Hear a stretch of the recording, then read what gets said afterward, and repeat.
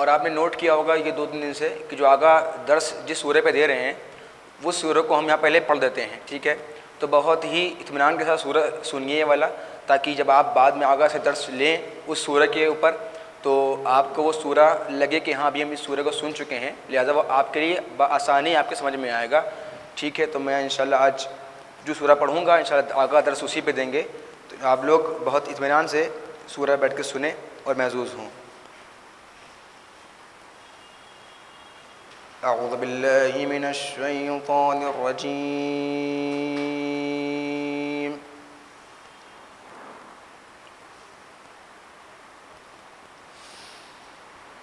بسم اللہ الرحمن الرحیم۔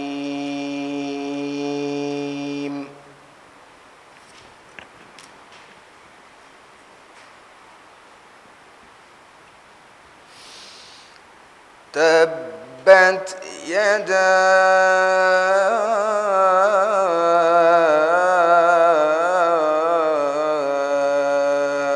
ابی لہب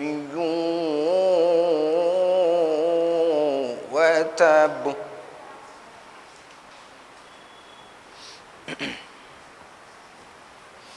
ما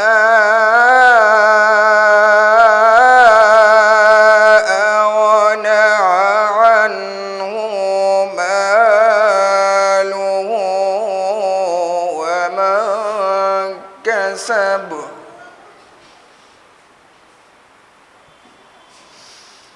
سيصلى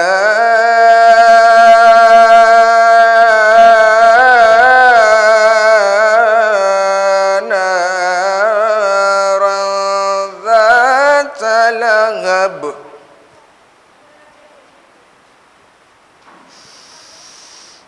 ما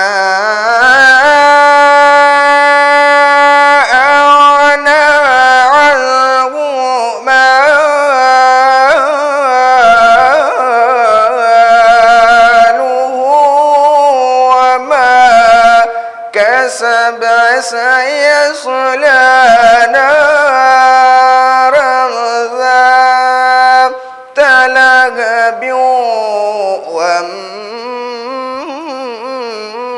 وامرأته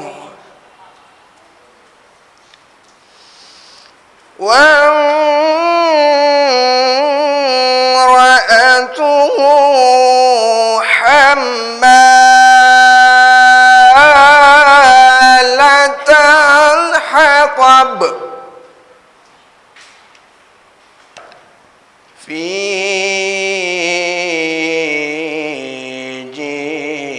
جيدها حبل من مسد، صدق الله العلي العظيم،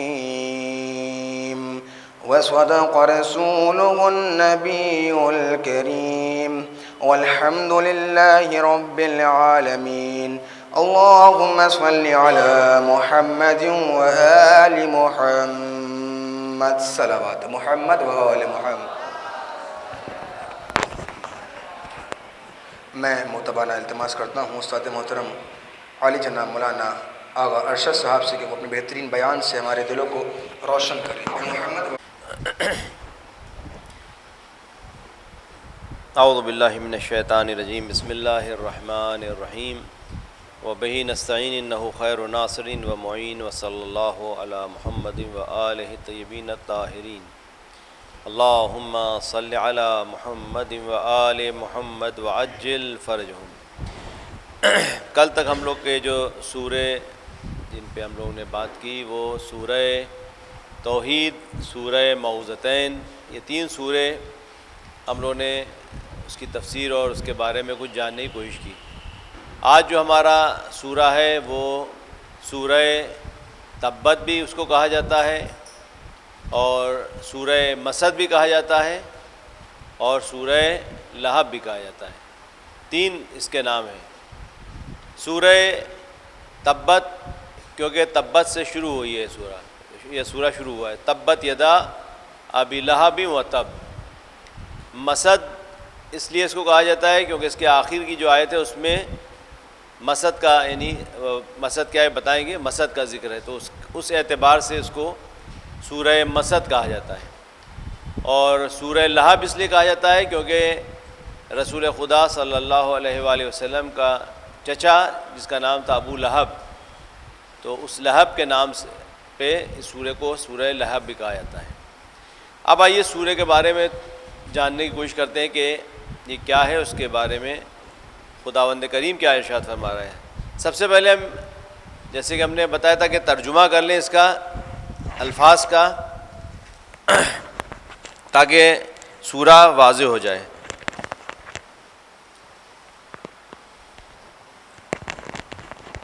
جو ہم نے پہلے دن روش بتائی تھی کہ کوئی بھی سورہ ہو تو اس کو پہلے لفظ الگ الگ کر کے ترجمہ کر لیں۔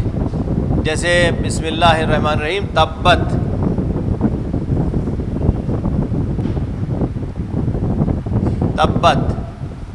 تبت کے معنی ہیں ہلاک ہو جائے یا نابود ہو جائے، ہلاک ہو گیا یا ہو گئی، یہاں پہ ہو گئی۔ یدا اصل میں ہے یدین یا یدان، عربی میں دو ہاتھ کو کہتے ہیں یدان یا یدین، اور اس میں یہاں پر یدا وہ گرامر کے حساب سے یہاں پر یدا آیا ہے، یعنی دونوں ہاتھ، دونوں ہاتھ۔ ابی لہب، ابی لہب رسول کا چچا ابو لہب جس کو کہتے ہیں، ابو لہب۔ وتب، اور تب یعنی ہلاک ہو گیا، ہلاک ہو گیا۔ یہ ہو گیا لفظی ترجمہ پہلی آیت کا، تبت یدا ابی لہب وتب، ہلاک ہو گئی اس لیے کہا کیونکہ ید جو ہے عربی زبان میں دونوں ہاتھ کو یہ فیمیل مؤنث استعمال کیا جاتا ہے، تو اسے تبت یعنی ہلاک ہو گئی، یعنی دونوں ہاتھ اس کے ٹوٹ جائیں، دونوں ہاتھ اس کے ٹوٹ جائیں۔ کس کے دونوں ہاتھ ٹوٹ جائیں؟ یدا ابی لہب، ابو لہب کے دونوں ہاتھ ٹوٹ جائیں اور وہ خود ہلاک ہو جائے۔ تبت مؤنث کے لیے آتا ہے، فیمیل کے لیے، اور تب آتا ہے میل کے لیے۔ تبا یعنی وہ ہلاک ہو گیا، تبت وہ ہلاک ہو گئی۔ تو یہاں پہ ید عربی زبان میں کیونکہ دونوں ہاتھ کو جو ہے مؤنث فیمیل کہا جاتا ہے، لہٰذا اس لیے اس کو یہاں پہ تبت آیا، تبت یدا یعنی دونوں ہاتھ ٹوٹ جائیں ابو لہب کے اور وہ ہلاک ہو جائے، خود ہلاک ہو جائے۔ اس کے بعد آیت نیچے، تبت یدا ابی لہب وتب ما اغنا یعنی فائدہ نہیں پہنچایا، اس نے فائدہ نہیں پہنچایا۔ ما اغنا یعنی اس نے کوئی فائدہ نہیں پہنچایا۔ ما اغنا عنہ یعنی اس کو، مالہ اس کا مال،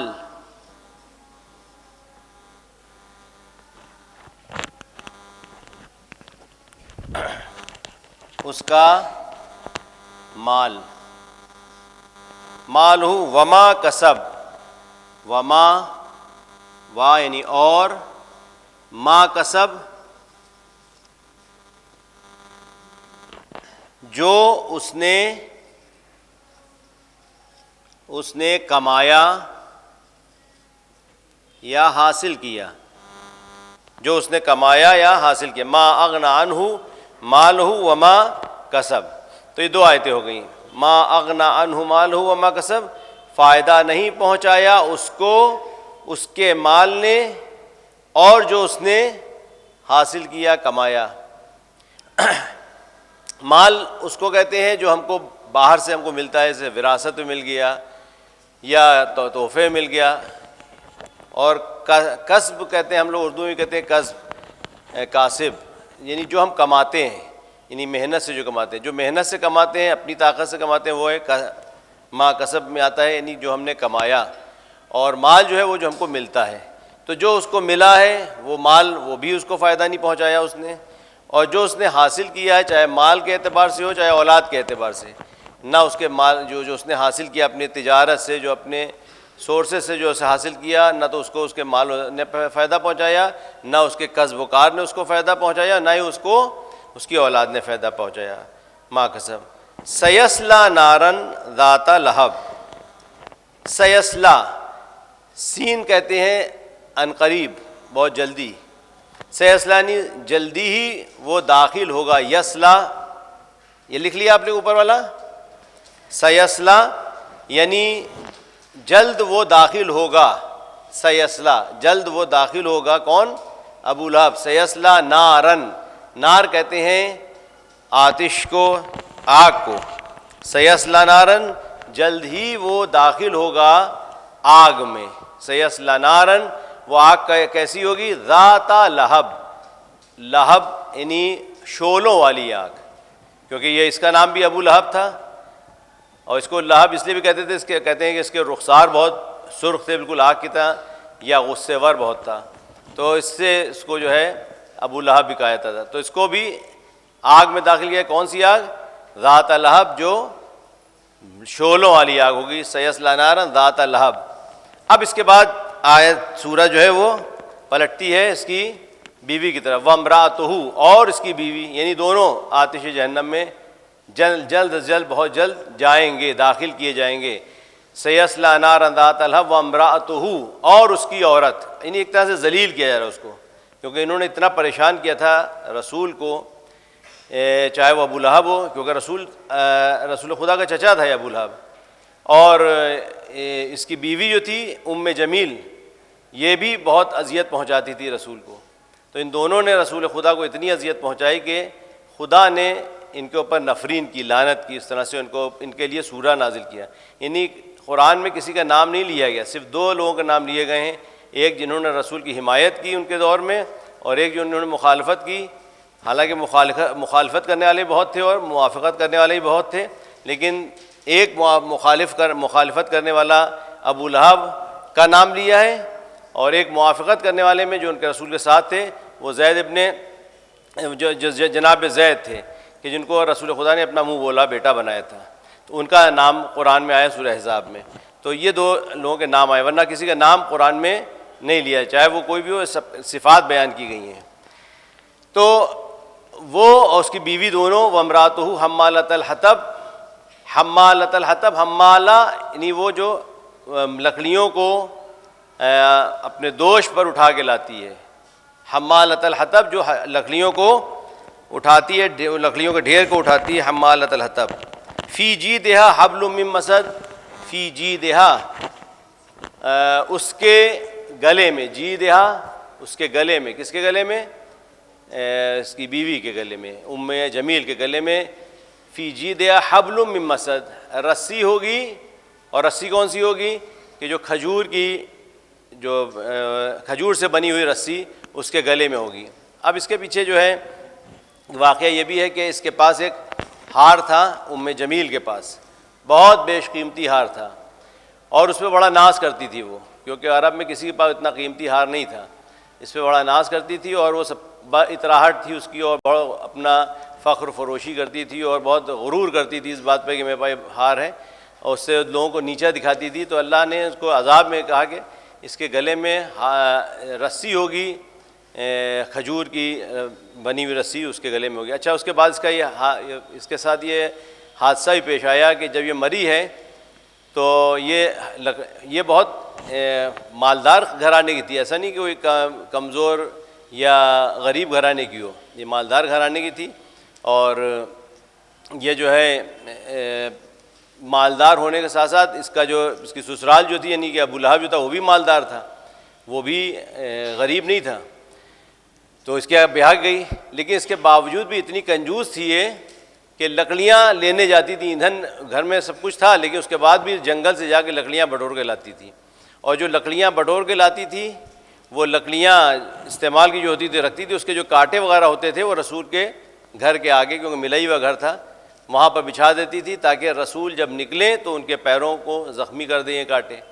تو یہ اس کی حرکتیں تھیں اذیت پہنچانے والی. تو اس لیے اللہ نے اس پر نفرین کی کہ اس کے گلے، اور یہ جو ہے گلے میں رسیاں لکڑی لے کے آ رہی تھی ایک بار، لکڑیوں کا ڈھیر، اور کہیں یہ گر نہ جائے لکڑی کا ڈھیر، تو اس کی رسی اپنے گلے میں باندھ لی تھی، یہاں پہ لٹکا رہی تھی تاکہ یہ ڈھیر کہیں گر نہ جائے.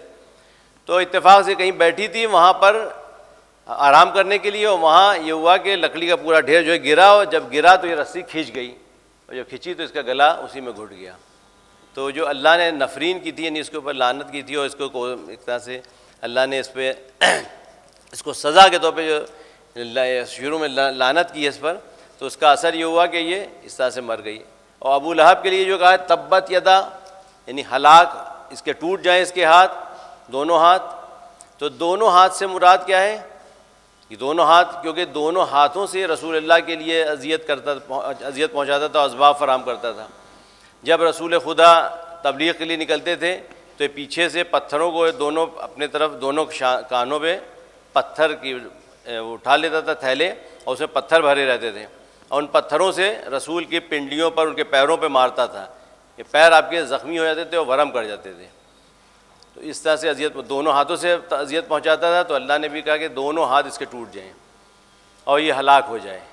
تو اس طرح سے ہلاک یہ ہوا کہ جب جنگ بدر ہوئی اس کے 7ویں دن اس کو جو ہے وہ مرض ہو گیا، اور ایسا مرض کہ جس سے لوگ بھاگنے لگے اس سے دور اس سے دور بھاگنے لگے، یہاں تک کہ اسی مرض میں مر گیا. جب مر گیا تو اس کے بیٹے تک اس کے قریب نہیں آ رہے تھے، اس کی اولاد تک اس کے قریب نہیں آئی تھی، اتنی بدبو اس کے جسم سے آ رہی تھی. یہاں بعد میں پھر یہ ہوا کہ کچھ جو اس کے غلام تھے، حبشی غلام، ان لوگوں نے اس کے لاشے کو کسی طرح سے کھینچ کھانچ کے وہ گڈھے میں جا کے ڈال دیا. تو اس طرح اس کی موت ہوئی. اور یہ مطلب پرسان حال نہیں تھا، اتنا مالدار ہونے کے باوجود، اور اس کی اولاد بھی تھی، لیکن نہ اس کا مال اس کو کام آیا، نہ اس کی اولاد اس کے کام آئی. تو یہ جو ہے یہ اس کا حشر ہوا. فی جیدہا حبل من مسد، اس کے گلے میں رسی ہوگی، من مسد، کھجور کی بنی ہوئی رسی. یہ سورہ کا اب اس کے جو پیغامات ہیں اور اس کے بارے میں جو سورہ میں بیان کیا گیا ہے. سورہ مسد، اس کو سورہ مسد کیوں کہا جاتا ہے؟ کیونکہ مسد کا ذکر آخر میں آیا ہے اس آیت کے اعتبار سے، اور ابو لہب کے اعتبار سے اس کو سورہ لہب کہا گیا ہے. ابو لہب اور اس کی بیوی کی ہلاکت کی پیشگوئی اس میں کی گئی ہے. پہلے سے اللہ نے پیشگوئی یعنی پیشین گوئی کر دی تھی، فورکاسٹ کر دی تھی کہ ان کا یہ حال ہوگا، اور بعد میں ان کا یہی حال ہوا کہ دونوں اس طرح سے ہلاکت ان کی ہوئی، اور ان کے نہ پیسہ ان کا کام آیا، نہ ان کا جو انہوں نے جو کمایا تھا وہ کچھ اس کے کام نہ آیا. تبت کا مطلب جو ہے وہ ہلاکت ہے، ٹوٹ یعنی ہلاک ہو جانا. جو بھی بتایا تبت یعنی ٹوٹ جائیں اور ہلاک ہو جائے. ابو لہب اور اس کی بیوی یہ دونوں نبی کے سخت ترین دشمن تھے، اور انہوں نے ہمیشہ رسول خدا کو اذیت پہنچائی. اچھا، اس کو حمالۃ الحطب کہنے کا ایک اور وجہ بھی ہے کہ حمالۃ الحطب کیوں کہا جاتا ہے اس کو، ام جمیل کو؟ کیونکہ یہ ایک تو یہ کہ لکڑیاں بٹور کے لاتی تھی، اس لیے اس کو حمالۃ الحطب کہا جاتا ہے کہ لکڑیاں جنگل سے اکٹھا کرتی تھی اور اٹھا کر لاتی تھی اپنے شانے پہ.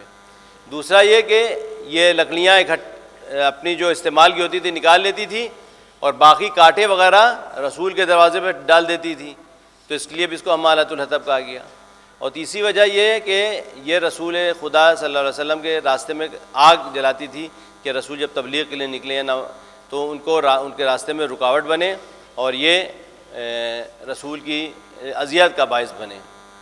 تو اس لیے اس کو حمالۃ الحطب. اور یہ سخنچین تھی، یعنی سخنچین کیا؟ چغلی کرنا، ایک کی بات دوسری کو پہنچانا، دوسرے کو اس کی بات ادھر پہنچانا، یا دونوں آپس میں اختلاف ڈلوانے والی باتیں. یہ سخنچینی اچھی بات نہیں ہے، یعنی چغلی کرنا یا کسی کی بات کو دوسرے تک پہنچانا. وہ آپ کے بارے میں یہ کہہ رہے تھے اور اس سے جا کے کہہ رہے ہیں کہ یہ آپ کے بارے میں یہ کہہ رہے تھے، یعنی دوسروں میں اختلاف ڈلوانے والی باتیں یہ حرام ہے ہمارے یہاں. سخن چینی جو ہے وہ حرام ہے. سخن چینی یعنی کہ ایک کے سخن یعنی بات کو دوسرے تک پہنچانا نگیٹو وے میں. کہ وہ فلاں جو ہے آپ کے بارے میں برا بھلا کہہ رہے تھے. اب ظاہر بات ہے کہ کسی کے بارے میں برا بھلا کہا جائے گا تو وہ اس سے ناراض ہوگا. تو اگر دوستی بھی ہوگی, اگر رشتہ داری بھی ہوگی تو ٹوٹ جائے گی. اسلام جو ہے وہ اس کا مزاج توڑنے والا نہیں ہے بلکہ جوڑنے والا ہے. اسلام کا مزاج جو ہے وہ جوڑنے والا ہے, توڑنے والا نہیں ہے. خدا جو ہے وہ چیزیں جو فریکشن ڈلواتی ہیں, کل میں نے بتایا تھا کہ شیطان کی ایک صفت کیا ہے کہ وہ فریکشن ڈلواتا ہے, توڑتا ہے. رشتوں کو جوڑنا اللہ چاہتا ہے کہ رشتے جڑے رہیں اور جوڑنے کی کوشش کرو. جیسے کہ نہج البلاغہ کی میں نے وصیت نامے کی آپ کو اس میں سے کچھ جملے آپ کے سامنے عرض کیے تھے. اس میں سے امام علیہ السلام نے جو وصیت کی تھی اس کی ایک وصیت میں آپ کا ایک یہ پیغام تھا شروع میں, اوصیکم عباد اللہ و نفسی بتقوی اللہ و نظم امرکم و صلاح ذات بینکم, کہ صلاح ذات بین یعنی آپس میں صلہ رحمی قائم رکھو. صلہ رحمی جو ہے اس کے لیے تاکید کی گئی ہے. مولا اپنی وصیت میں فرما رہے ہیں اوصیکم و نفسی بتقوی اللہ, میں تم کو اور اپنے آپ کو خود کو سے سفارش کرتا ہوں تقوی الہی کی. و نظم امرکم, اور اپنے کاموں کو منظم کرو, اب ڈسپلن پیدا کرو. یہ اس کے اوپر میں پہلے ہی دن آپ کے سامنے ذکر کر چکا ہوں کہ ڈسپلن ہونا چاہیے ہماری زندگی میں. وصلاح ذات بینکم, اور آپس میں صلہ رحمی قائم رکھو. یہ وصیت میں آپ فرما رہے ہیں. صلہ رحمی کیا ہے؟ ایک ہوتا ہے قطع رحم, ایک ہوتا ہے صلہ رحم.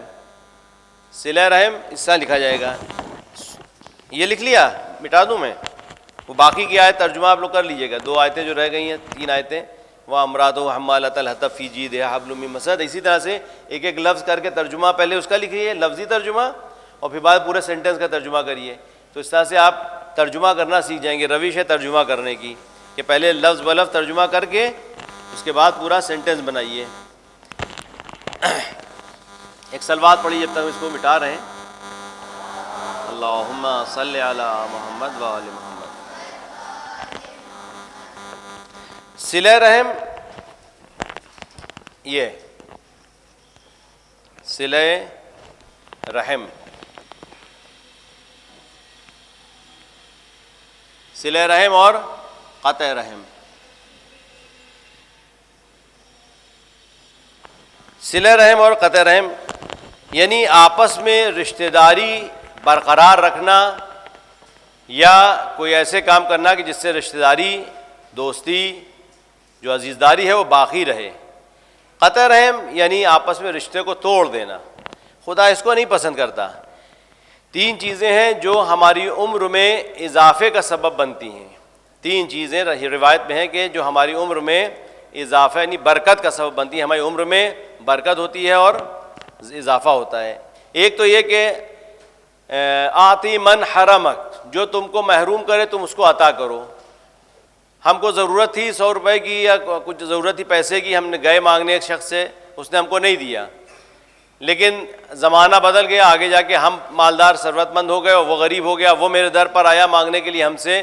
تو اب ہم انتقام نہ لیں اس سے اور یہ کہیں کہ اچھا میں آیا تھا تم سے مانگنے, تم نے ہم کو نہیں دیا تھا, اب تم آئے ہو ہم سے مانگنے, ہم تم کو نہیں دیں گے. تو خدا کہتا ہے کہ یہ نہ کرو. یہ عمر میں برکت اگر چاہتے ہو تو آتی من حرمک, جو تم کو محروم رکھتا ہے, تم کو نہیں دیا, تم اس کو عطا کرو. تم انتقام نہ لو.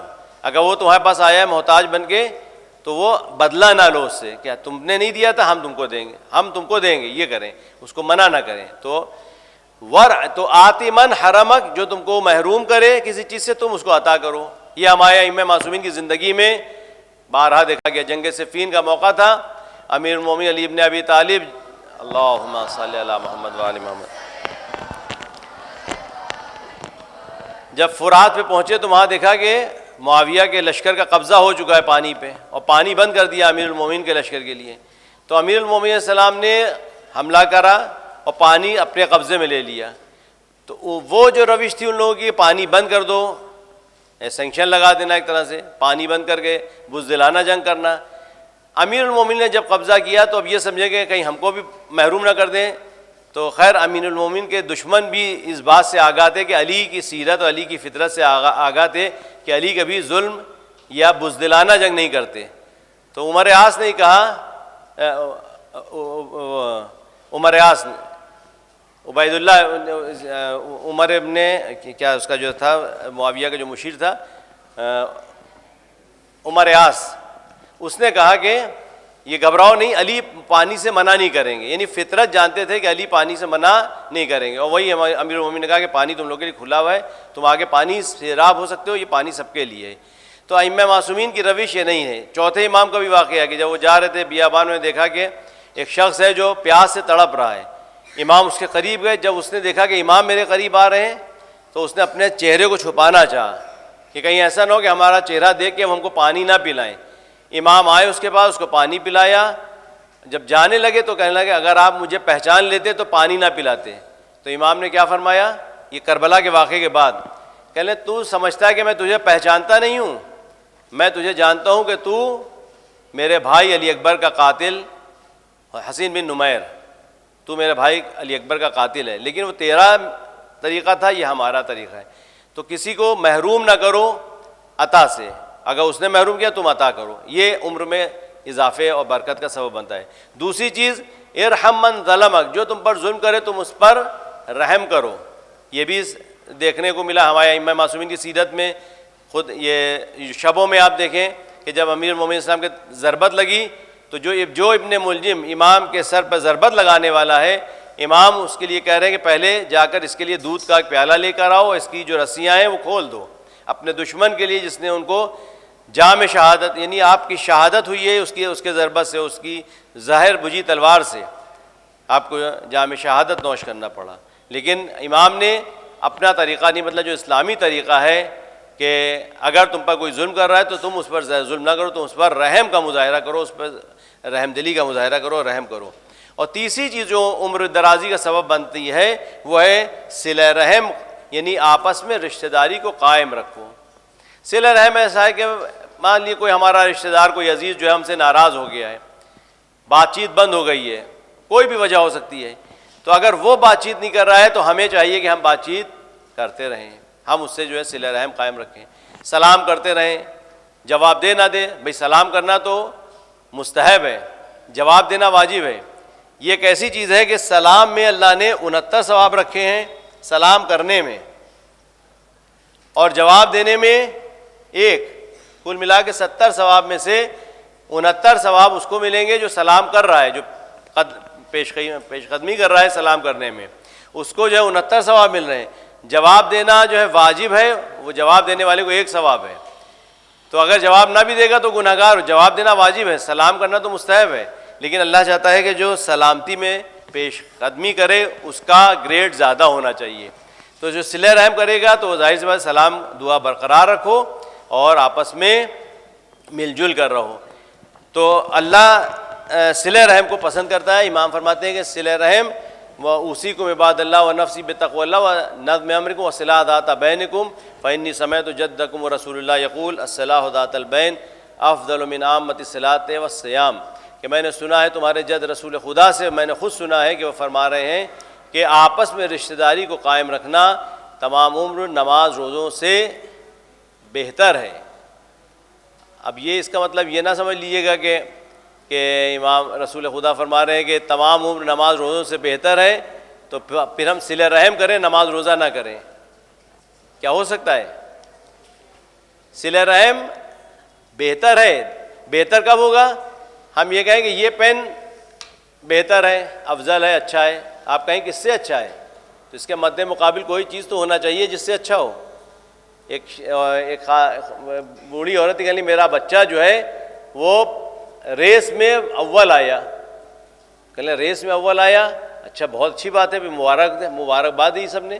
کہا کہ بتاؤ کہ اس میں پارٹیسپینٹ کتنے لوگ تھے، کہ اس ریس میں شرکت کرنے والے کتنے لوگ تھے؟ کہا کہ وہ تنہا دوڑ رہا تھا۔ تو کہنا یہ اگر تنہا دوڑ رہا تھا تو یہ ریس کہاں ہوئی، یہ مقابلہ کہاں ہو؟ مقابلے میں تو 2 لوگ ہونا چاہیے کم سے کم، 2 یا 3 جتنے بھی ہوں، کم سے کم مد مقابل کوئی ہو۔ تو صلہ رحم فرمانے کہ صلہ رحم تمام عمر کی عبادت سے نماز روزے سے افضل ہے، بہتر ہے۔ کیا مطلب؟ پہلے نماز روزہ ہو تو تب ہم کہیں گے یہ ان دونوں میں کمپیئر کیا جائے تو یہ زیادہ اچھا ہے۔ یعنی صلہ رحم کو اللہ اور رسول خدا اتنا اچھا بتا رہے ہیں کہ صلہ رحم آپس میں مل کر رہو، اگر آپس میں نا اتفاقیاں ہیں تو ان کو دور کرنے کی کوشش کرو، آپس میں نا اتفاقیاں ہیں تو ان کو دور کرنے کو، اگر ناراض ہے ہمارا بھائی تو اس کے پاس جائیں، سلام دعا کریں، ولو کہ ہم کو جواب نہیں دے رہا ہے لیکن ہم کو جائیں، انویٹیشن دیں، بلائیں، دعوت کریں، اس کو ہدیہ دیں. تہابوا تہادوا تصافحوا لکی یذھب عنکم الغلہ، آپس میں مل کر رہو. تہادوا ہدیہ دو، ایک دوسرے کو تحفے دو. تہابوا ایک دوسرے سے محبت سے ملو. تصافحوا ایک دوسرے سے مصافحہ کرو. مصافحہ کرنا اس کیوں رکھا گیا نماز میں مصافحہ کرنا؟ ملو تو مصافحہ کرو، کیونکہ مصافحہ کرتے ہیں تو گناہ بھی جھڑ جاتے ہیں سب. جیسے ہاتھ ہم لوگ صاف کرتے ہیں یہ میل نکلتا ہے، جب مصافحہ کرتے ہیں تو گناہوں کا میل ختم ہو جاتا ہے، صاف ہو جاتا ہے. مصافحہ کرو لکی یذھب عنکم الغلہ، تاکہ تمہارے اندر سے کینہ و نفرت نکل جائے. یعنی کینہ و نفرت جو ہے ہمارے اندر وہ نہ رہے. تو مصافحہ صلہ رحم قائم رکھو. صلہ رحم جو ہے وہ عمر درازی کا سبب بنتا ہے. تو صلہ رحم کے لیے تاکید کی ہے، رشتوں کو توڑنا نہیں بلکہ جوڑنا سکھایا ہے. اسی لیے طلاق جو کہ حلال چیز ہے، لیکن رسول خدا صلی اللہ علیہ وسلم فرماتے ہیں کہ خدا کے نزدیک سب سے مبغوض ترین چیز، بدترین چیز جو جس سے اللہ بغض رکھتا ہے، نفرت کرتا ہے حلال چیزوں میں، وہ طلاق ہے. کیونکہ طلاق کیا ہے؟ فریکشن ہے، آپس میں جدائی ہے. جتنا ہو سکے آپس میں ملا کر رکھنے کو کہا گیا ہے. تک طلاق کے مسئلے میں بھی کہا گیا ہے کہ حکم من اہلہ و حکم من اہلہا. طلاق فوراً کے فوراً نہیں ہو سکتی، بلکہ اس میں سنجیدہ لوگ، لڑکی والوں کی طرف سے کچھ سنجیدہ لوگ لڑکے والوں کی طرف سے آئیں، بیٹھے بات کریں، آپس میں ان دونوں میں مصالحت کرائیں، میل جول کرانے کی کوشش کریں، حتی الامکان کوشش کریں کہ طلاق واقع نہ ہو. اور کہ حلال ہے لیکن پھر بھی اللہ اس سے بغض رکھتا ہے، نفرت کرتا ہے کہ کیوں طلاق ہوئے. طلاق کو اللہ پسند نہیں کرتا، کیوں؟ فریکشن ہے. خدا کا مزاج جو جوڑنے والا ہے، توڑنے والا نہیں ہے. تو یہ کیا کرتی تھی؟ سخن چینی کرتی تھی، ادھر کی باتیں ادھر، ادھر کی باتیں ادھر. اس لیے اس کو حمالۃ الحطب، عربی میں اس کو بھی کہا جاتا ہے جو سخن چینی کرتا ہے اس کو حمالۃ الحطب کہا جاتا ہے. تو یہ حمالۃ الحطب، تو اس کے تین واجب، ایک تو ایک لکڑیاں اکٹھا کرتی تھی جنگل سے، دوسرا ہے کہ رسول خدا کے راستے میں لکڑیاں کانٹے بچھاتی تھی، آگ جلاتی تھی، اور تیسرا یہ کہ سخن چینی کرتی تھی. تو اس لیے اس کو حمالۃ الحطب فی جیدھا حبل من مسد.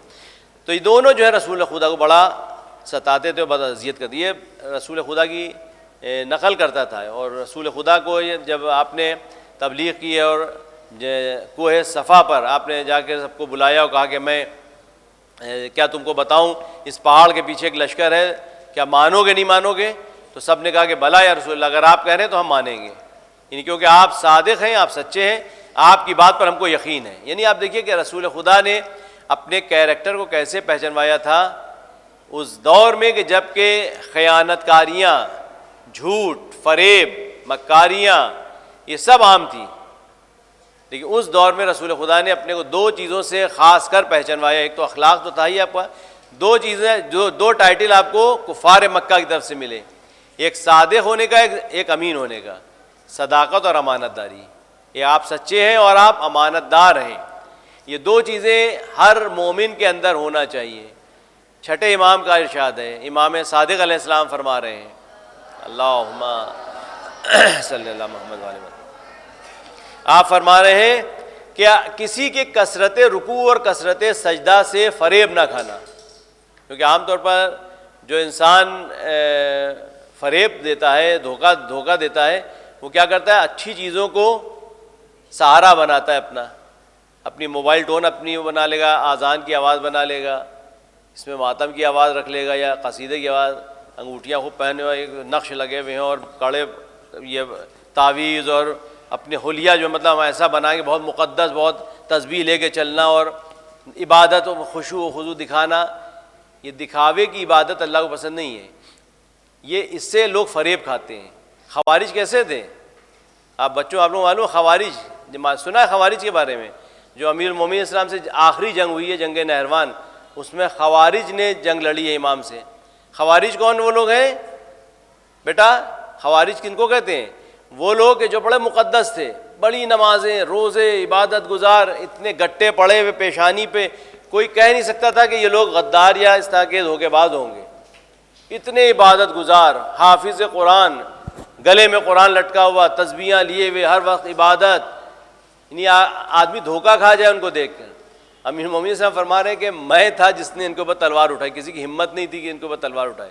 ظاہر سی بات ہے کوئی اگر مقدس آدمی کہے کیا کر رہے ہو, توبہ کرو, ایسے کے لیے تم یہ سب کہہ رہے ہو, ہے نا. کوئی مقدس آدمی نماز روزے کا پابند ہو, ہم اسے کہیں اس کے یہ بہت مکار آدمی ہے, ارے توبہ کرو بھائی, بہت اچھا آدمی ہے, تم کیسی باتیں کر رہے ہو. ہر وقت اس کو ہم دیکھتے ہیں تو نماز مسجد نماز پڑھ رہا ہوتا ہے یا کوئی اچھے کام میں مصروف ہوتا ہے. اس سے کبھی دھوکہ نہ کھاؤ. امیر المومنین السلام جا رہے ہیں, ساتھ میں ان کے کمیل, دعائے کمیل جو آپ پڑھتے ہیں, ساتھ ساتھ چل رہے ہیں. رات کی تاریکی, سناٹا, آواز آ رہی ہے قرآن پڑھنے کی, کسی کی تلاوت کر رہا ہے, بہت خوبصورت انداز میں تلاوت کر رہا ہے. کمیل ابن زیاد, جن کی دعائے کمیل آپ لوگ پڑھتے ہیں, امیر المومنین نے تعلیم کی تھی, وہ ایک لمحے کے لیے اس کو سنتے ہیں. امیر المومنین سمجھ گئے, کہا کمیل اس کی آواز سے دھوکہ نہ کھاؤ, یہ جہنم میں جانے والا ہے. اب وہ ایک دم سے کمیل گھبرا گئے کہ یہ امیر المومنین کو میرے دل کی بات کیسے پتہ چل گئی. بعد میں جب جنگ نہروان ہوئی, کمیل کا ہاتھ پکڑا امیر المومنین نے, جا رہے تھے اور لاشوں کے درمیان سے گزرتے ہوئے گئے, ایک لاش کے پاس جا کر رک گئے اور کہا کمیل جانتے ہو کس کی لاش ہے؟ کہا نہیں مولا, کس کی لاش ہے؟ کہا یہ اسی کی لاش ہے جو اس رات میں تلاوت کر رہا تھا, جو قرآن پڑھ رہا تھا, تم دھوکہ کھا رہے تھے اسے. تو کبھی ان کو دیکھ کے آپ دھوکہ نہ کھائیے. نماز پڑھنا, روزہ رکھنا, عبادت کرنا, بڑے بڑے اپنے کو مقدس شو کرنا, امام نے 2 معیار دیے ہیں, چھٹے امام نے 2 معیار دیے. کہا 2 چیزوں سے پہچانو واقعا سچا نمازی عبادت گزار ہے یا دھوکے باز ہے. 2 چیزوں سے پہچانو. ایک, صداقت, سچا ہونا چاہیے, وعدے کا پکا ہونا چاہیے. زبان دے کسی کو تو قول کو اپنا پکا ہو, پورا کرے اس کو. ہاں, اگر کسی سے وعدہ کریں تو اس کو پورا کریں, کبھی جھوٹ نہ بولیں. پہلی چیز یہ پہچان ہونا چاہیے مومن کی, عبادت گزار کی. دوسرا, خیانت کار نہ ہو, دھوکے باز نہ ہو. اگر امانت رکھی ہے ہمارے پاس تو ہم امانت اس کی ایز اٹ از واپس کریں. امانت میں خیانت نہ کریں کہ امانت کی چلو اس میں سے کچھ تصرف کا کچھ لے لیتے ہیں, بعد میں اس کو دے دیں گے. نہیں, امانت میں خیانت, یہ 2 چیزیں مومن کی پہچان ہونا چاہیے. نماز روزہ اپنی جگہ, لیکن نماز روزے کو آپ بلندی تک پہنچانا چاہ رہے ہیں, قبولیت تک پہنچانا چاہ رہے ہیں کہ اس میں اثر پیدا ہو جائے, تو امام فرما رہے ہیں کہ 2 چیزوں سے آزمانا. ایک تو سچا ہوگا مومن, اور دوسرا کہ دھوکے باز نہیں ہوگا, خیانت کار نہیں ہوگا, امانت دار ہوگا, امین ہوگا. تو رسول خدا نے بھی اپنے کو پہچنوایا ان 2 چیزوں سے, 2 صفات سے. یہ ٹائٹل رسول خدا کو کس نے دیے؟ کفار مکہ نے دیے. تو رسول خدا کہہ رہے ہیں کہ میں اگر تم سے کہوں پہاڑ کے پیچھے ایک لشکر ہے, تم مانو گے؟ تو سب نے کہا یا رسول, ابھی تو رسول نہیں مانتے تھے, کہ محمد آپ کہیں گے تو ہم مانیں گے کیونکہ آپ سچے ہیں. تب رسول خدا نے کہا کہ اللہ کے اوپر ایمان لاؤ, اور جہنم ہے, اور قیامت ہے, اور وہی ہے, اور پیغمبر, دعوت اسلام دی. اب اس کے بعد جب یہ آپ نے یہ بیان کرنا شروع کیا تو یہ ابو لہب بولا تبا لکا, اے محمد ہلاک ہو جاؤ تو معاذ اللہ معاذ اللہ. جب یہ کہا تو اب رسول خدا سنتے رہے. انہیں بارہا یہ اذیت پہنچاتا تھا رسول اللہ کو یہ کہہ کر تبا لکا, تو رسول اللہ خاموش رہتے تھے. لیکن رسول خدا تو خاموش تھے, لیکن اللہ کو یہ گوارا نہیں تھا کہ میرے رسول کی کوئی توہین کرے. تو خدا نے سورہ کو نازل کیا, تبت یدا ابی لہب و تبت یدا ابی لہب و تب ما اغنى عنہ مالہ وما کسب. وہ سمجھ آتا کہ ہم مالدار ہیں. 2 اعتبار سے بہت طاقتور تھا. ایک تو قبیلے کے اعتبار سے, قریش کا تھا, تو قبیلہ قریش بہت مضبوط قبیلہ تھا اس وقت کا, بہت اس کی دھاک تھی ایک طرح سے. اور دوسرا ہے کہ مالدار تھا, تو مالدار بھی تھا اور قبیلے کے اعتبار سے بھی بڑا مضبوط تھا وہ. تو 2 طاقتیں تھیں. تو اللہ نے کہا ان دونوں طاقتوں کو اس کا زوال ہو جائے. نہ اس کو اس کے قبیلہ کے سرداری اس کو فائدہ پہنچا سکی, نہ اس کو مال جو اس نے کمایا تھا, جو اس کے پاس مال آیا تھا, جو اس کی کمائی تھی, نہ اولاد, کچھ کام نہ آئی. یعنی اگر جو رسول خدا سے دشمنی نبھائے گا تو چاہے وہ ثروت مند ہی کیوں نہ ہو, دولت مند ہی کیوں نہ ہو, اس کو مال و دولت اس کو کوئی فائدہ نہیں پہنچائے گی. اچھا, یہ جو ہے اس سورے میں کیا پیغامات دیے گئے ہیں, یعنی اس کے جو ہم سورے کو پڑھ رہے ہیں اس میں کیا لیسن کیا ملتے ہیں ہم کو اس سورے سے. پہلا تو یہ کہ خدا کے نزدیک خاندانی رشتہ داری کوئی معنی نہیں رکھتی, کوئی اہمیت نہیں کہ خاندان میں فلاں خاندان کا ہوں, ہوا کریں. انا خلقناکم من ذکر و انثی وجعلناکم شعوبا وقبائل لتعارفوا ان اکرمکم عند اللہ اتقاکم. اللہ کے نزدیک سب سے زیادہ مکرم اور بہترین انسان وہ ہے کہ تم میں سب سے زیادہ متقی اور پرہیزگار ہیں۔ پرہیزگاری اور تقویٰ، پرہیزگاری جو ہے خدا کے نزدیک ہے، رشتہ داریاں نہیں ہیں۔ بہت سے پیغمبر ہیں کہ جن کے اولاد، جناب نوح، انہ من اہلی، پروردگار میرا بیٹا ہے، قال لیس انہ لیس من اہلک انہ عمل غیر صالح، اے نوح اس کی سفارش نہ کرو، یہ بیٹا ہے تمہارا لیکن تمہارا بیٹا اب نہیں رہا، یعنی سرے سے اللہ نے اس کو ولدیت سے خارج کر دیا، انہ لیس من اہلک انہ عمل غیر صالح، یہ اچھا عمل نہیں ہے جو اس نے انجام دیا، تمہاری نافرمانی کی ہے، تو اس کو رشتہ داری سے خارج کر دیا اللہ نے، کہا کہ یہ تمہارا بیٹا نہیں ہے، کوئی رشتہ نہیں ہے سوائے تقویٰ پرہیزگاری کے۔ قیامت کے دن الاخلاء بعضهم لبعض عدو الا المتقین، دوستی ہم لوگ کرتے ہیں، آپس میں دوستیاں ہوتی ہیں، بہت گہرے دوست ہوتے ہیں ایک دوسرے کے، خداوند کریم کہہ رہا ہے کہ قیامت کے دن دوستیاں سب ختم ہو جائیں گی سوائے الاخلاء بعضهم لبعض عدو، جو بہت گہرے دوست ہیں دنیا میں، وہ آخرت قیامت میں جو ہے وہ ایک دوسرے کو دشمن ہو جائیں گے، کوئی کسی کو نہیں پہچانے گا، الا المتقین، سوائے پرہیزگار لوگ ہیں، جو پرہیزگاری پہ بنیاد رکھی ہے جس دوستی کی، وہ دوستی وہاں قائم رہے گی۔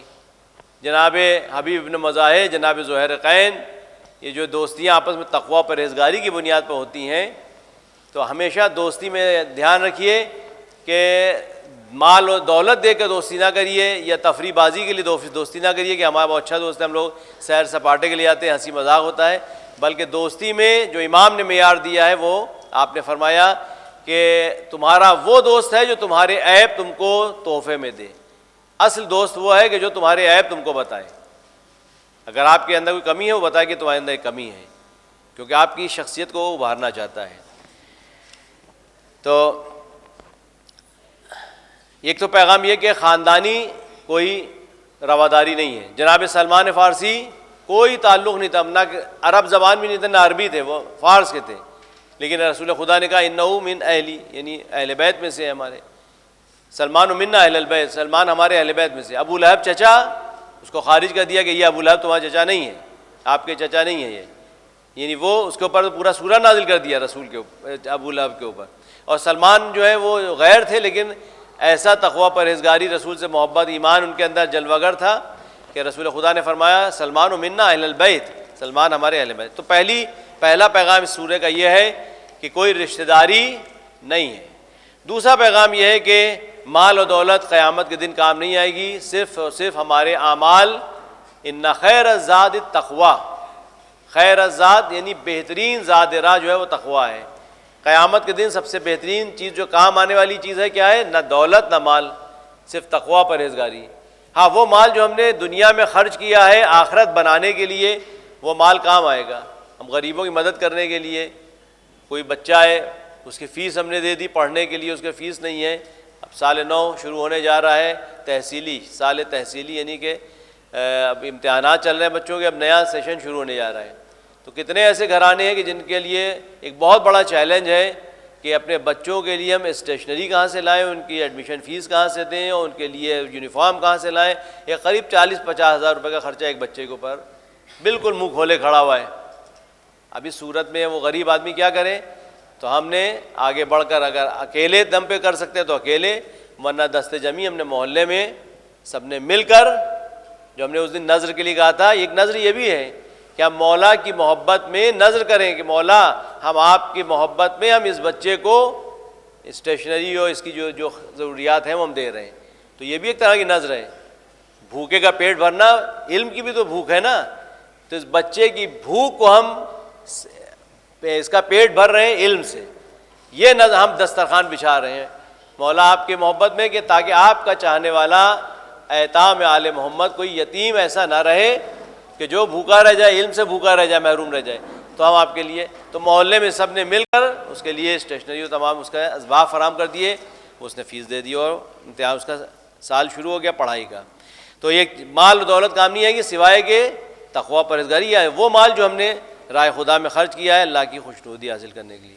حق کے مخالفین کی کوشش ہمیشہ رائے گاہ جاتی ہے۔ جتنے بھی قرآن میں ہے کہ اگر یہ لوگ مخالفت میں جو بھی اقدام کرتے ہیں، جو بھی سازشیں کرتے ہیں، ان سب سازشوں کو ہم فاش کر دیں گے، سب ختم کر دیں گے، کوئی بھی نقصان نہیں پہنچا سکتا، جتنا ہو سکتا ہے وقتی طور پر نقصان پہنچائیں۔ لیکن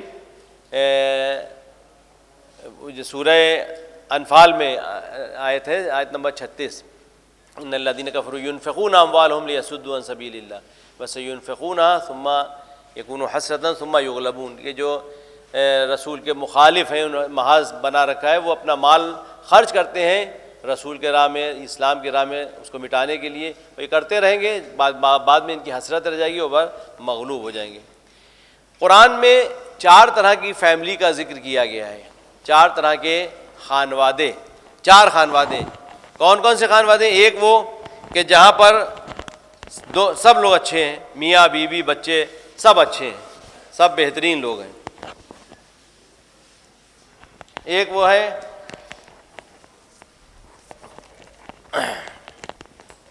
چار خانوادے ہیں، 4 فیملی ہیں جن کو قرآن میں بطور نمونہ عبرت بھی ہے۔ اس میں قرآن میں شوہر اور بیوی کی قسمیں، شوہر اور بیوی کی قسمیں۔ پہلی قسم کیا ہے؟ دونوں اچھے ہیں، بہت اچھا گھرانہ ہے۔ کس کا گھرانہ سب سے اچھا گھرانہ؟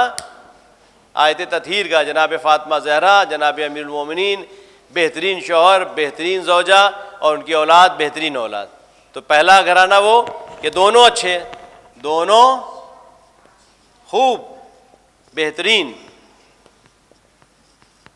کون؟ جناب امیر المومنین اور جناب فاطمہ زہرا۔ دوسرا گھرانہ سب بدترین۔ کون؟ یہی ابو لہب اور اس کی زوجہ، ابو لہب اس کی زوجہ، اس کا بیٹا بھی جو ہے اس کو بھی رسول نے بد دعا دی تھی کہ اس کو درندے کھا جائیں، اور یہ ہوا کہ ایک بار جنگ کے لیے کہیں گیا تھا، خیمے میں لیٹا تھا، شیر آیا اس کو لے کے چلا گیا۔ تو وہ پورا گھرانہ بدترین گھرانہ، سب بدترین، جیسے ابو لہب کی فیملی۔ تیسرا گھرانہ کون سا ہے؟ کہ شوہر اچھا،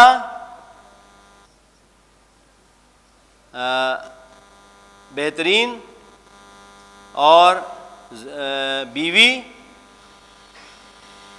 بدترین۔ کون ہے؟ مثال، شوہر اچھا ہے لیکن زوجہ جو ہے وہ، اس کی مثال دی گئی جناب لوط اور جناب نوح، یہ دونوں پیغمبر تھے لیکن بیویاں ان دونوں کی بدترین تھیں۔ چوتھا گھرانہ، بیوی اچھی بہترین لیکن شوہر جو ہے بدترین۔ کون ہو سکتا ہے؟ جناب آسیہ، کہ بیوی ایسی کہ اللہ ان کی مثال دے رہا ہے، ضرب اللہ مثلا للذین آمنوا، اللہ مثال دے رہا ہے مومنوں کے لیے، کہ جناب آسیہ کی اور جناب مریم کی۔ تو جناب آسیہ کون؟ فرعون کی بیوی، بدترین انسان، لیکن ان کی بیوی اتنی اچھی کہ رب ابن لی عندک بیتا فی الجنہ، ہمارے لیے جنت میں گھر بنا دے۔ یہ 4 گھرانے۔ اچھا، اب یہاں پر وقت ابھی ہے میرے پاس، کچھ نہیں، 4 منٹ ہے، 4 منٹ میں ہم جلدی جلدی پیغامات جو اس کے اور ہیں وہ ہم پڑھ دیں۔ نااہل لوگوں سے برات کا اعلان دین کا حصہ ہے، یعنی جس کے اندر اہلیت نہ ہو، برے لوگ ہوں، ان سے آپ برات اختیار کریے۔ یہ تبرہ جو کہتے ہیں، تبرہ کے معنی صرف لفظی تبرہ نہیں ہونا چاہیے، بلکہ دوری اختیار کریں۔ جو برے لوگ ہیں ان سے دوری اختیار کریے، اچھے لوگوں کی صحبت میں بیٹھیے، اچھے لوگوں کی صحبت اختیار کریے، اچھے دوست بنائیے، اور برے لوگوں سے دوری اختیار کریے، اس لیے کہ ان برے ہیں لہٰذا ان کے اعمال سے بھی دوری اختیار، خالی ان سے نہیں۔ اگر وہ جھوٹے ہیں تو ہم جھوٹ نہ بولیں، ہم کو نفرت ہے جھوٹ سے، تو اگر جھوٹے ہیں تو ان لوگوں سے دوری اختیار کریں۔ تو برے لوگوں سے قالوا سلامہ، جو برے لوگ ہوتے ہیں اگر سلام کرتے ہیں کہتے ہیں سلام کہہ کے وہ ان سے دور ہو جائیے، بس خالی سلام دعا رسم رکھیے۔ مقدسات کی توہین کی سزا جو ہے وہ دائمی لعنت ہوتی ہے اور ہلاکت ہوتی ہے، یعنی جو بھی مقدسات کی توہین کرتا ہے، کربلا میں جنہوں نے جس نے امام حسین السلام کو اذیت پہنچائی، جس نے جو شریک رہا امام کے قتل میں، امام کی شہادت میں، وہ سب ان کا جو ہے وہ اپنے کیفر کردار تک پہنچے، ان سب کا انجام بہت برا ہوا۔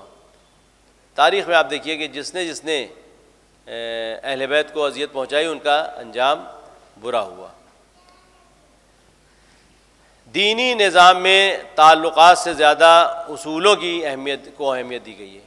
یعنی نظام اسلام میں تعلقات نہیں بلکہ اصول کے اوپر امیر المومنین اسلام نے جب آپ کو 5 سال کی حکومت کا وقت ملا تھا تو اس میں بہت سے لوگ آئے امیدوار کہ چلو ہم مولا کے پاس چلتے ہیں, ان سے کوئی منصب مانگتے ہیں. طلحہ و زبیر آئے اس خواہش میں کہ چلو علی تو زبیر سے تو رشتہ داری لگتی تھی. بہرحال اب آئے, مولا نے کہا کہ کیا بات ہے, خیریت ہو؟ کہا کہ آئے ہیں کچھ بات کرنا ہے آپ سے. کہا ذاتی بات ہے یا سرکاری بات ہے؟ کوئی سرکاری کام لے کے آئے ہو یا ذاتی کام لے کے آئے ہو؟ کہا نہیں مولا اپنا وہ کوئی ذاتی کام ہے, پرسنل بات کرنا ہے آپ سے. تو امام نے چراغ جو تھا جس سے بیٹھے کیوں حساب کتاب کر رہے تھے, وہ چراغ ایک بجھایا اور پھر دوسرا چراغ جلا دیا. ہاں بولو. کہا کہ نہیں رہنی, کوئی بات نہیں کرنا ہے. سمجھے کیا ہوا؟ وہ لوگ آئے تھے اس غرض سے کہ علی سے سفارش کریں گے, کوئی عہدہ مل جائے. علی خلیفہ بن گئے تھے تو اب کوئی بڑا عہدہ ہم کو مل جائے گا, ان سے سفارش کریں گے. یہ جانتے تھے مولا جو یہاں پہ کوئی سفارش نہیں چلتی. انہوں نے کہا کہ کوئی اپنا سرکاری کام لے کر آئے ہو ذاتی کام؟ کہا نہیں پرسنل کام لے کے آئے ہیں. تو امام نے وہ چراغ بجھا دیا جو سرکاری چراغ تھا. کہا یہ سرکاری کام کے لیے جل رہا تھا, اس لیے میں اس کو اپنے پرسنل کام کے لیے نہیں یوز کر سکتا. سرکاری چراغ بجھا کے وہ دوسرا چراغ جلایا جو اپنا خود کا تھا. کہا اب بتاؤ جو پرسنلی کام ہے تمہارا. انہوں نے جب دیکھا کہ اتنے محتاط ہیں امیر المومنین دیکھیے اسراف کے لیے کیا, جب آپ کو خلافت ملی ہے بظاہر جو آپ 5 سال کی حکومت تھی, آپ نے اپنے گورنرز کو خط لکھا کہ اپنے قلم کی نوک کو باریک کر لو. بہت دیکھیے دھیان سنیے گا, اپنے قلم کی نوک کو باریک کر لو اور جو ضرورت کی چیز ہے اس کو لکھو, غیر ضروری چیزیں نہ لکھو. ہم کو کوئی اپلیکیشن کچھ دینا ہے, عرضی دینا ہے تو جو ضروری بات ہو وہ لکھو, اور جملوں کو سمیٹ کر چھوٹے چھوٹے جملے لکھو, بڑے بڑے نہ لکھو حروف, بڑے بڑے حروف نہ لکھو, چھوٹے اور جملوں کو سمیٹ کر لکھو. میں بیت المال کا اتنا بھی اسراف نہیں پسند کرتا. یعنی آپ دیکھیں ویسٹیج کے اوپر کتنا سخت ہے امیر المومنین اسلام کہ اتنا بھی ویسٹ میں نہیں پسند کرتا کہ پیپر ویسٹ ہو, انک ویسٹ ہو اور اتنی زیادہ بڑے بڑے الفاظ لکھے جائیں اور غیر ضروری باتیں لکھیں, اس سے انک ویسٹ ہوگی اور پیپر الگ ویسٹ ہوگا. ہم لوگ اتنا آرام سے کاپیاں پنے پھاڑ پھاڑ کے, یہ بھی سب گناہ صغیرہ میں آتے ہیں. بہت چیزیں جو گناہ صغیرہ ہم لوگ اوائڈ کر جاتے ہیں. کہ بچہ ہے کلاس میں, ہمارا دوست ہے, ہم نے اس کی کاپی لے, ہم کاپی چیک کرنے کے لیے لائے بچوں کی اور باتیں کر رہے تھے, ایک دم سے فون نمبر لکھنا تھا, ایک بچے کی کاپی پیج پھاڑا اس پہ لکھ دیا. یہ ہمیں حق نہیں ہے, یہ ہماری کاپی تھوڑی ہے, بچے کی کاپی ہے, ہم چیک کرنے کے لیے لائے ہیں. تو ہمیں حق نہیں کہ اس کے کاپی سے پنا پھاڑ کے اس پہ فون نمبر لکھ لیں یا کچھ اس پہ تصرف کریں.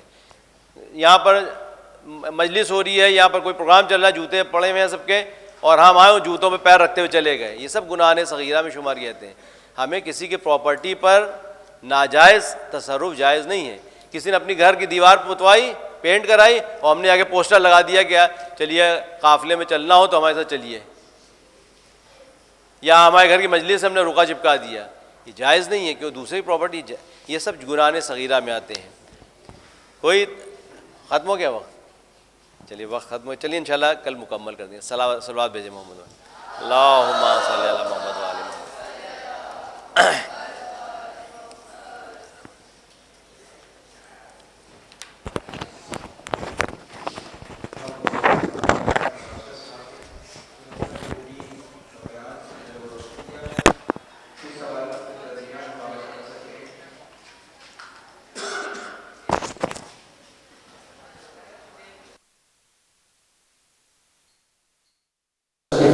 ناقص صاحب کچھ بیان دیں گے, آپ کے 5 منٹ کھلے رکھیے, یہ چاہیے آپ کے سامنے دیں گے انشاءاللہ. اس سے محسوس ہوں گے اپنا سوال لکھیے پرچی پہ, آپ آپ کا سوال پوچھیے.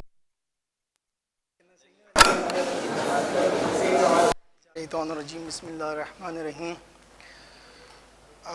آپ کے سامنے انشاءاللہ آج کے بعد سے 5 منٹ مزاحم ہوں گا کہ کچھ سوالات اخلاقی جو ہیں وہ آپ کی خدمت میں عرض کیا جا سکے, اور زیادہ وقت اس کی مناسبت سے آپ سے نہیں لیں گے. تو جو سوال پوچھا جاتا ہے یہاں پر کہ جو لوگ فجر کی نماز قضا کر دیتے ہیں ان کے لیے درجہ ذیل ہدایت یعنی سوال پوچھا جاتا ہے کہ جو لوگ فجر کی نماز قضا کر دیتے ہیں ان کے لیے کیا راہ حل ہے کہ ان کی نماز فجر قضا نہ ہو۔ سب سے پہلے تو انسان کو چاہیے کہ اپنے دن بھر کے جو واجبات ہیں ان کو پابندی سے انجام دیں۔ مثلاً خود ظہر اور عصر کی نماز کو پابندی سے انجام دیں، پھر مغرب اور عشاء کی نماز کو پابندی سے انجام دیں، پھر نماز کو وقت پر ادا کرنے کی کوشش کی جائے۔ یعنی ایسا نہ ہو کہ نماز کو دیر سے ادا کیا جائے، کوشش کریں کہ نماز کو وقت پہ ادا کریں۔ اور جب آپ سونے کے لیے جائیں بستر پہ تو اس کے آداب کی مراعات کریں، جیسے کہ محاسبہ کریں۔ علماء کرام بہت زیادہ اس چیز پہ تاکید کرتے ہیں۔ محاسبہ کیا ہوتا ہے؟ آپ دن بھر آپ نے دن کو کیسے گزارا، آپ کا دن کس حالت میں گزرا۔ مثلاً اگر آپ نے خدا کی اطاعت کی دن بھر، کہ آپ نے دیکھا کہ ظہر کی نماز آپ نے پابندی سے وقت پہ پڑھی اور مغربین کی بھی نماز اسی طرح سے، اور کوئی گناہ سرزد نہیں ہوا، تو اس میں خدا کا شکر ادا کریں باقاعدہ طور پر کہ خدایا تیرا شکر کہ تو نے توفیق دی کہ ہم نے ظہر کی نماز آج ٹائم پہ پڑھی، آج وقت پہ پڑھی۔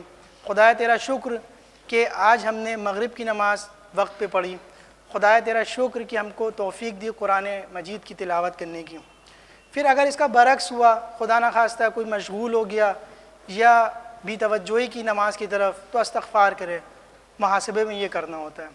مثلاً یہی کہ نماز ٹائم پہ نہیں پڑھی تو وہ خدا سے کہ خدایا مجھے بخش دے، میں تیری بارگاہ میں استغفار کرتا ہوں کہ کل سے میں اس نماز کو صحیح وقت پہ اور اپنے وقت پہ پابندی سے انجام دوں گا، یہ چیز۔ اور تیسرا یہ کہ سوتے وقت سورہ کہف کی جو علماء کرام اور بزرگان بیان کرتے ہیں کہ آخری آیت جو ہے، آیت نمبر 110 یعنی 110 جو آیت ہے، اس کو آپ ضرور پڑھیں سوتے وقت، اور ساتھ ہی ساتھ آیت الکرسی اور چاروں قل۔ اگر انشاءاللہ یہ کام جب آپ انجام دیں گے تو فجر کی نماز انشاءاللہ قضا نہیں ہوگی۔ ابھی تو ماہ مبارک رمضان ہے، تو خدا کی جانب سے خاص رحمت ہے ہم لوگ کی طرف کہ ہم لوگ سحر کو بھی درک کر پا رہے ہیں اور اس میں کچھ عبادت کر پا رہے ہیں اور سحر کو انجام دے پا رہے ہیں۔ لیکن ماہ مبارک رمضان کے بعد ممکن ہے پیش آئے کہ نماز قضا ہو، تو اس وقت آپ ان جو نکات آپ کی خدمت میں عرض کیے اس کو نوٹ کر لیں اور جو ہے اس کو انجام دیں۔ انشاءاللہ خدا بھی آپ کی اسی طرح سے مدد کرے گا۔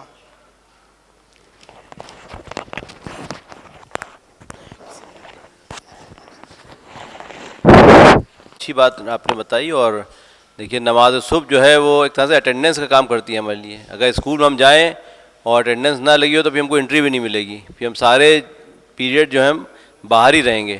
تو اگر کالج جاتے ہیں تو ہم سب سے پہلے پہنچنے کی کوشش کرتے ہیں تاکہ اٹینڈنس ہماری لگ جائے اور کالج کا دروازہ بند ہونے سے پہلے ہم پہنچ جائیں۔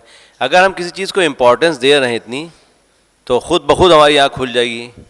صبح آپ کی فلائٹ ہے تو آپ کی آنکھ نہیں بے چینی رہے گی کہ کہیں ایسا نہ ہو کہ فلائٹ مس ہو جائے۔ صبح ہم کو کمپٹیشن کے لیے جانا ہے تو ہم رات میں 10 طرح کے الارم بھی لگائیں گے، ان سے بھی کہیں گے، خود بھی اپنے بہت کانشیس رہیں گے۔ تو ہم جتنا امپورٹنس دیں گے تو ہماری آنکھ کھولے گی اس طرح سے۔ یعنی ہم اگر نماز کو اتنا اہمیت دیں، اور انشاءاللہ ہم سب دیتے ہیں، تو کوشش کریں کہ ہم نماز کو اول وقت پڑھنے کی، اور نماز صبح کے خاص کر بہت تاکید کی گئی ہے۔ اور نماز صبح کو ہم زیادہ، اور برکت بھی ہے اس میں۔ نماز صبح کے لیے کوئی اٹھیے، آپ نماز صبح کے لیے اٹھتے ہیں تو وہ برکت، جو ہم نے کہا تھا برکت یعنی یہ کہ کثرت ہے، کثرت نہیں، برکت یعنی چیز کم ہے لیکن اس کا اثر زیادہ ہے۔ تو آپ نماز صبح کے لیے اٹھیں گے، نماز شب پڑھیں گے تو اس میں برکت آپ کی زندگی میں خود دکھائی دے گی۔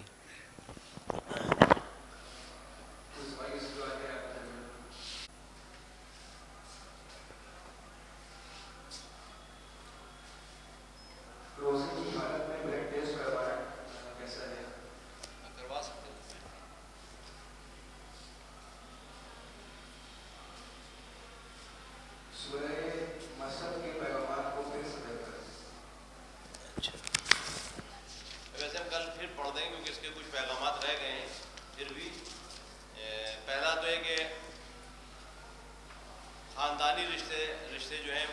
پر اثر نہیں ڈالتے. رشتہ داریاں جو ہیں وہ کام نہیں آتی بلکہ تقویٰ و پرہیزگاری. مال و دولت قیامت کے دن کام نہیں آئے گا، اور حق کے مخالفین جتنی کوشش کریں وہ ان کی حسرت رہ جائے گی.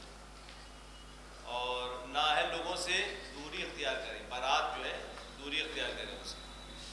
اور مقدسات کی توہین کرنے والے کی سزا جو اس کو زندگی بھر لعنت اور ہلاکت ہے اس کے لیے. اور دینی نظام میں تعلقات سے زیادہ اصول کی پابندی کی گئی ہے. اور باقی جو ہے بھی 2-4 رہ گئے انشاءاللہ کل میں بیان.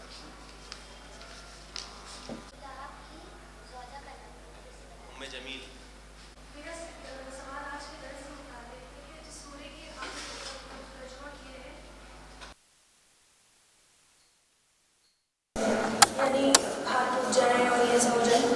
تو پروردگار عالم تو کن فیکون کا مالک ہے.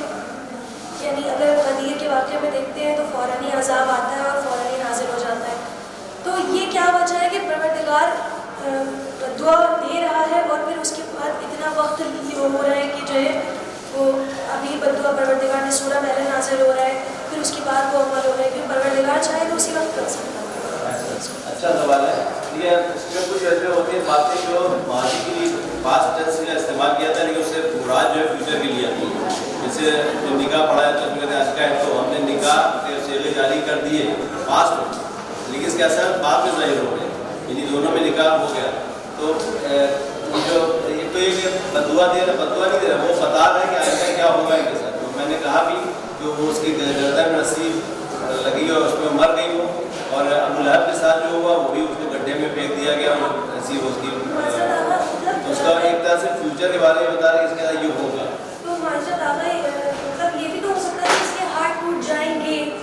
نہیں میں عربی کیا بتا رہا ہوں کہ جیسے اردو میں بھی مجھے دیکھا وہ مارا گیا، یہ اس کو ہے پاسٹ کا یہ، لیکن اس کو استعمال جو اس کا جو ہے وہ فیوچر میں اس کا مارا فیوچر میں. اور وہ بدعا بھی ہے ایک طرح سے رسول اللہ کی طرف سے وہ حمایت بھی کر رہا ہے کہ اس کے ہاتھ ٹوٹ جائیں گے، اس کے ہاتھ جو ہے یہ نابود ہو جائے گا، یہ اس کے گلے میں رسی ہوگی ہے یا آتش جہنم میں جیسے آتش جہنم میں جائے گی، یعنی آئندہ کے ساتھ ہی ہوگا. اور ایک وہ بھی ہے نستدرجہم من حیث لا یعلمون، اللہ جو عذاب میں جلدی نہیں کرتا، وہ تو کبھی ان کو فوراً مار سکتا تھا، کبھی کبھی عبرت بنانا ہوتی ہے، ان کو عبرت دکھانا، زمانے والوں میں عبرت کا نمونہ بنانا ہوتا ہے. فرعون کو جاتا تو اسی کو مار دیتا، لیکن اللہ نے فرعون کو مہلت دی 400 سال کی عمر کی، 400 سال کی عمر دی فرعون کو، جبکہ اتنا بڑا سرکش تھا. اس کی 2 صفتیں بڑی اچھی تھیں جس کی وجہ سے اس کو اللہ نے 400 سال کی عمر دی. ایک تو یہ کہ اچھا اخلاق تھا اس کا، یعنی بد اخلاق نہیں تھا، اچھا اخلاق. دوسرا حجاب نہیں تھا، کہ لوگ اس سے آگے ڈائریکٹلی مل لیتے تھے، کوئی اپارٹمنٹ نہیں لینا ہوتا تھا، جا کے جس کو جاتا تھا مل لیتا تھا. تو اللہ میں 3 چیزیں اس کی ہر برا آدمی جو ہے کچھ نہ کوئی اچھی سی بات بھی رکھتا ہے. تو کبھی جو ہے اللہ مہلت دیتا ہے شاید توبہ کر لے، اس کی وجہ سے فوراً عذاب نہیں نازل کرتا. وہاں پہ جو ہے غضب میں الگ بات تھی، اللہ نے فوراً عذاب نازل کر دی، کوئی غضب میں مسئلہ تھا اور کی ولایت کو ثابت کرنا تو فوراً عذاب نازل کر دیا. اللہ کے لیے مشکل نہیں کہ فوراً عذاب نازل کر دیں. سنستدرجہم من حیث لا یعلمون، اب دھیرے دھیرے ان کو عذاب کا مزہ چکھائیں گے، سمجھ ہی نہیں پائیں گے ہم پہ عذاب ہے، تو دھیرے دھیرے ان کا عذاب آ رہا ہے. یہ سوال ہے کہ وہ کون سا گھرانہ ہے جس میں شوہر بہترین ہے اور عورت بہترین ہے؟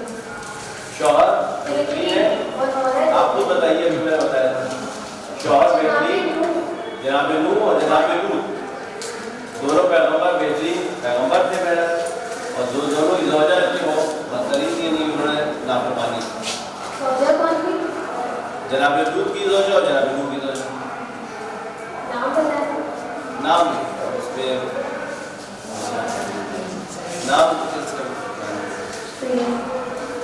خالی زوجہ کا ذکر آیا کہ ضرب اللہ مثلا للذین کفروا امرأۃ نوح وامرأۃ لوط، یہ بس آیا ہے. لوط کی زوجہ اور نوح کی زوجہ بھی ہے، نام نہیں ہے.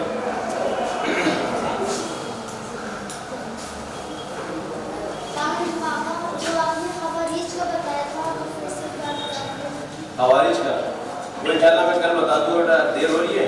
خوارج ہوتے جو جنگ مہربان میں امیر مومنین صاحب سے جنگ کرتے ہیں.